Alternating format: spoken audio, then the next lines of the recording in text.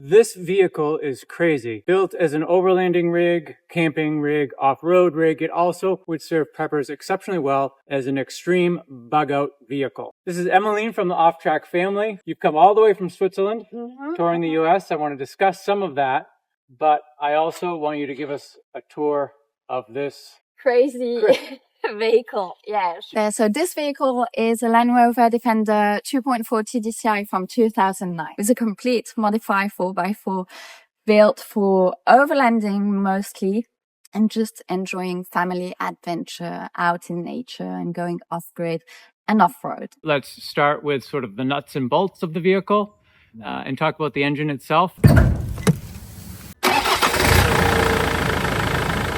The engine is a Ford engine. It's not that powerful as a stock engine for that type of vehicle. It's about 120 horsepower. So we did do some modification. The first modification that we did was the snorkel and to have a completely sealed air intake. We did change the stock airbox for a nugget stuff one, which is now a completely sealed air intake from the snorkel to the engine. And we have an engine preheater that also acts as a water heater for our shower. Another modification that we did to have more torque and more horsepower is modifying the intercooler and also the turbo. So we are maybe now close to about 200 horsepower. And here at the front we have a large bumper. We like this one because there's an integrated winch here. We were able to add spotlights here. Underneath we do have a steering protection for when we go off-roading. We did do some changes on the transmission by replacing all these stock parts with heavy-duty parts. It does withstand well what we are doing with it. So I want to ask about the Jurassic Park decal. We love the movie, so it was just like, yeah, for fun. It's a good conversation starter. Yeah, it is. It is, especially here, since we have arrived in North America. They're like, oh, we love the Jurassic Park movie. So yeah, it's fun. You've made some modifications here. How big is your gas tank? We have a large one of 140 liters, which is double from the stock one. Now with this large diesel tank, we can drive more than 1,000 kilometers with a complete peace of mind. We don't need to carry any jerrycan inside or on top of the car. What are we looking at on this side of the vehicle? First here we just have a regular awning that is fixed on the car. We have our Max Tracks recovery board here, and we have a table that is fixed on the car. Here we have a gull wing, and we have the same on the other side. That table is super practical, just for a quick stop. Here at the back we have just a regular trash bag, very useful. Under there we have barbecue grill. We like to have it because it's just fixed on the spare wheel and we don't need to think about it or forget it. Spare wheel carrier that is fixed on the body of the Defender and not on the rear door like the stock one. And the last kind of overlanding feature that we have here is a shower tent, the other gull wing with part of our electrical setup that we can access here. Can we now talk about the interior and how a family of four sleeps in this thing? We have a pop-up roof and we have another sleeping setup here at the back. We have a large drawer here, and then what you see here is all self-built. Inside of all this setup is mainly tools and spare parts. Often when you are traveling with the car, it's only small breakdowns that comes along the way, and sometimes if you don't have a stupid screwdriver, you're not able to repair your breakdown and you can be stranded. Here on the rear door we also have some molly pouches for storing medical care and also plates coffee, etc. And here we have an integrated table. I like it a lot because this is where I make my morning coffee. So we have 2 full tool bags of regular tools, and also we are carrying a drill and a Dremel. We have the hose for the compressor, some electrical cables, and we also have 2 jerry cans, so the diesel jerry can, and we also carry the same size jerry can but for water. You guys have done a great job with making use of every little corner of the space for storage, but I'm still wondering how 4 people sleep in this vehicle. I'm going to show you. I'm going to open the pop-up roof and show you.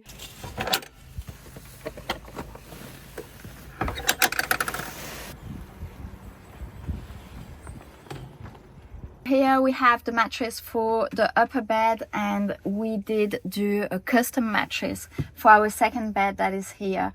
I just need to put down the rear seats, the rear bench, and then put the mattress, and we're all good to sleep, the 4 of us here inside of the car. We've still got a little bit more to discuss here, but if people are interested in following your channel and your social media accounts, how do they find you? Yeah, so it is Off Track Family. All the channel is just about our experiences, traveling, everything that has to do with our vehicle, and also maintenances, everything that we enjoy being out off grid and traveling. And I'll put a link in the description so that everyone can follow your channels.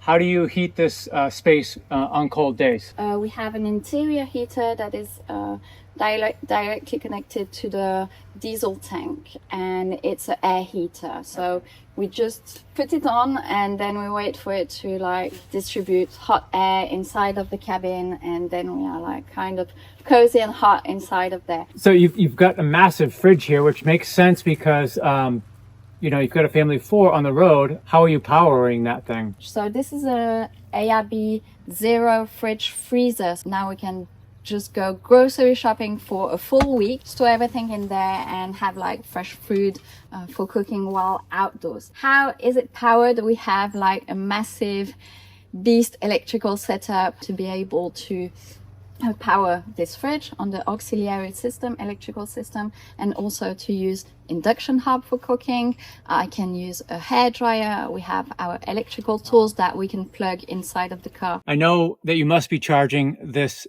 vehicle, these batteries and the system off the vehicle while it's driving, but explain briefly what it is that you've got going on here, your inverter, and the different ways that you can charge the system when you're otherwise not driving. We have a 300 amp lithium battery, so it has a huge capacity, but the size of the battery is much smaller than our previous AGM battery.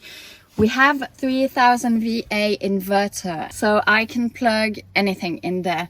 Like we have the induction hob, as said before, my hair dryer, and any tools, electrical tools. But this inverter is also made for recharging this auxiliary electrical setup, so we are able to plug on a shore and use this. We are also recharging our auxiliary electrical setup with our 3 solar panels that we have fixed on the pop-up roof. Here's the shore plug where we can like hook up at a house or on a campground to recharge our auxiliary electrical setup, but in fact we never used it and don't really need it for the moment because of how it's made our electrical setup. We can stop for several days, especially when there's the sun out, and recharge and use everything as if we were at home. So we have the fuses for the 220 volt system. Here are all the fuses for all our accessories, and here is the DC-DC to recharge the auxiliary setup while we are driving. What is it that you're able to monitor remotely on the vehicle? Yeah, so we have several ways of monitoring all our electrical setup, and the first one is inside of the vehicle on the screen. On this screen we can monitor everything and see when we have like power coming in. Here's the screen where we can monitor everything and see on the spot what is happening with our auxiliary electrical setup. We can see the solar panels and our auxiliary battery that is recharged at 100% now because of the sun. And we can also see when we are using some accessories that the power is drawing out of the auxiliary battery. We have a switch here that we turn on and it detects the outside temperature, and when it goes below 5 degrees Celsius, the heating pads turn on and our lithium battery is warm and cozy to be able to recharge either with solar or when we are driving. Yeah, so this Very is nice. our setup. We wanted to cook on induction. Yep. And not have any gas for cooking, because like this we don't need to stock up any gas or find gas for cooking. We can just plug in the induction hob, and I wanted to be able to use a hairdryer. So, my wife would want a hairdryer as well. I can understand that. Here we have a cell phone. In fact, this is our GPS, so it's an old cell phone. We do download offline Google Maps, and if needed we just connect our network to our service to use this phone if needed. Then here we have a VHF ham radio, and here we have our CB radio. This accessory here is a nanocom, so this is something that we use to monitor the car engine. Talk a little bit about the auxiliary heater here that you've got, and I'm also curious how it is that you're getting and keeping fresh water on the road. And you've talked about showering, hot water, so that's impressive again for a vehicle of this size. How do you make all of that happen? Yeah, we don't have an interior bathroom, which would be great, but we do have fresh water, so drinkable water, potable water, because of how we build the water system. And we do have this auxiliary heater that is an engine preheater, which is great for a diesel engine when it's cold, like these nights and these mornings. That also acts as water heater for our showers. We have 2 water tanks under the body of the Defender fixed on the chassis. They are custom made. We have one on this side and another on the other side. In total, we must have about 110 liters of water. We cannot stay in regions where temperatures go below 0 for a long period of time, because we could stay, but we couldn't use any water, and it would make life really, really difficult for us. Under the fridge, this is our water cabinet where we have everything to filter our water and the water pump to use it properly. So the water filter is a UV filter and mechanical filter. We have a water pump that gives pressure, obviously, for the water, and we have our hot water system. This is how we use the shower hose, or when we use it to do the dishes, we just plug it here underneath. Then you can hear the pump that is putting the hose into pressure. There you go. What is good with this system is that it's simplified. We don't need to have a boiler aside from the water to be heated.